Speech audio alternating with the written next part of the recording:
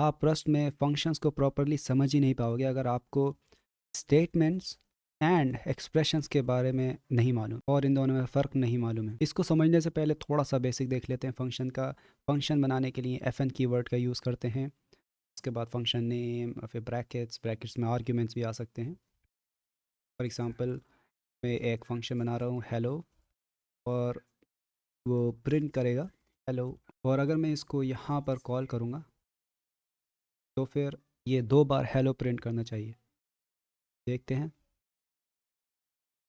हाँ 2 बार hello print हुआ। Next चीज़ है कि आप अगर आर्ग्यूमेंट्स देना चाहते हैं फंक्शंस को तो आप आर्ग्यूमेंट दे सकते हैं, लेकिन रस्ट में एक चीज़ आपको ये इंश्योर करना पड़ेगी कि हर पैरामीटर का, हर एक आर्ग्यूमेंट का आप टाइप डिफाइन करेंगे। जैसे कि अगर मेरे पास एक फंक्शन है ऐड, और वो 2 नंबर्स को ऐड करने के लिए अगर मैं बना रहा हूँ तो मुझे ऐसे कुछ लिखना पड़ेगा कि दोनों का मुझे टाइप स्पेसिफाई करना पड़ेगा।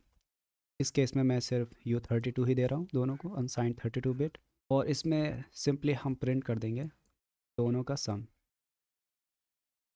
1 प्लस sum 2।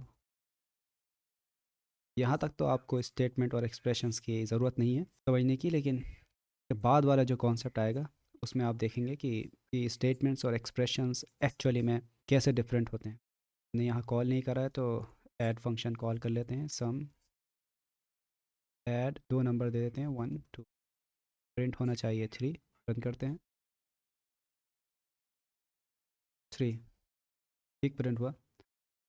अब लेकिन आप कहेंगे कि इसमें मैं ये नहीं चाहता कि दोनों नंबर का सम प्रिंट हो जाए, बट कुछ ऐसा कि यहाँ पर मैं एक वेरिएबल में इसका सम स्टोर कर पाऊँ। यानी कि आप चाहते हैं कि ये ऐड फंक्शन इसका सम रिटर्न करे, तो यहाँ पर आपको स्टेटमेंट्स एंड एक्सप्रेशंस के बारे में जानना होगा। देखिए अगर आप सिंपली ऐसा कोई स्टेटमेंट लिखते हैं लेट n इक्वल्स 1, तो ये एक सिंपली स्टेटमेंट हुआ क्योंकि इसकी कोई रिटर्न वैल्यू नहीं है। लेकिन मान लिए कि अब मैं प्रिंट ना करने के बजाय इस फंक्शन में मैं चाहता हूँ कि कुछ ऐसा हो कि यहाँ पर num1 प्लस num2 करूँ, मैं एक वेरिएबल में रखूँ इनकी वैल्यू, और उसके बाद सम रिटर्न कर दूँ सम वेरिएबल को। तो यहाँ पर ये जो चीज़ है ये हो गया एक्सप्रेशन। इसकी वैल्यू पहले कैलकुलेट होगी, नम1 और num2 प्लस होंगे, उसके बाद जो कैलकुलेटेड वैल्यू आएगी वो सम वेरिएबल में स्टोर हो जाएगी। तो स्टेटमेंट्स कोई भी वैल्यू रिटर्न नहीं करते हैं, एक्सप्रेशंस पहले इवेल्युएट होते हैं उसके बाद वो एक वैल्यू रिटर्न करते हैं। जैसे कि यहाँ पर हम रिटर्न सम कर रहे हैं। नाउ ये लिखने के बजाय रस्ट में ये भी पॉसिबल है कि आप बस लास्ट जो इंस्ट्रक्शन है उसको सिर्फ ऐसे रहने दें, बिना सेमीकोलन के, बिना रिटर्न स्टेटमेंट के, तो रस्ट कंपाइलर खुद ब खुद फिगर आउट कर लेगा कि आप ये सम रिटर्न करना चाह रहे हैं। अब फिर से एक और मैं एग्जांपल दे देता हूँ एक्सप्रेशन का। लेट m इक्वल्स, अब मैं एक स्कोप बना रहा हूँ, ठीक है। उसमें अब मैं क्या करूँगा, पहले एक वेरिएबल बनाऊँगा let x equals to sorry n plus 1, और मैं रिटर्न करना चाहूँगा x प्लस 2। तो यहाँ क्या हो रहा है कि एक कोई मैंने एक स्कोप ब्लॉक बनाया, इसमें मैं कुछ कैलकुलेशन कर रहा हूँ कुछ भी, और उसके बाद एक वैल्यू रिटर्न कर रहा हूँ।